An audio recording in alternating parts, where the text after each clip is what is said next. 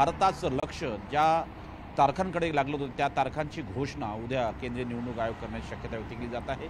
महत्त्वाचं म्हणजे जर बघितलं आपण ज्या पद्धतीनं केंद्रीय निवडणूक आयोगाच्या वतीनं प्रसिद्धीपत्रक जारी करण्यात आलं त्यात स्पष्ट करण्यात आलं आहे उद्या विज्ञान भवनामध्ये दुपारी 3 वाजता सार्वत्रिक निवडणुकीची घोषणा करण्यात येईल। त्यामध्ये लोकसभा आणि विधानसभा अशा प्रकारची ही निवडणुकीची घोषणा असेल। आणि महत्त्वाचं म्हणजे यामध्ये खास करून जर बघितलं तर ज्यावेळी केंद्रीय निवडणूक आयोग म्हणजे तीनही निवडणूक आयोग घोषणा करत असतील त्या क्षणाला देशात आचारसंहिता आदर्श आचारसंहिता लागू होणार आहे।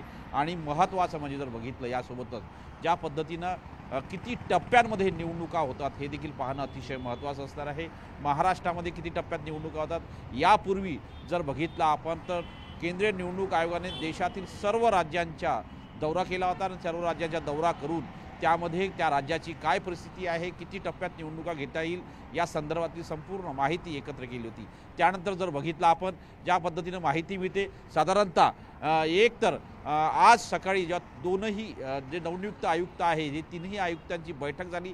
साधारणतः 40 मिनिटं हे बैठक झाली ज्यामध्ये देशातील निमलष्करी दलांची कशी तैनाती करावी पोलिसांची कशी तैनाती करावी या संदर्भात विस्ताराने चर्चा झाली। त्याच्यानंतर निर्णय घेण्यात आला की उद्या दुपारी 3 वाजता म्हणजे शनिवारी दुपारी 3 वाजता विज्ञान भवनामध्ये लोकसभा निवडणुकीची केंद्रीय निवडणूक आयोग घोषणा करणार आहे।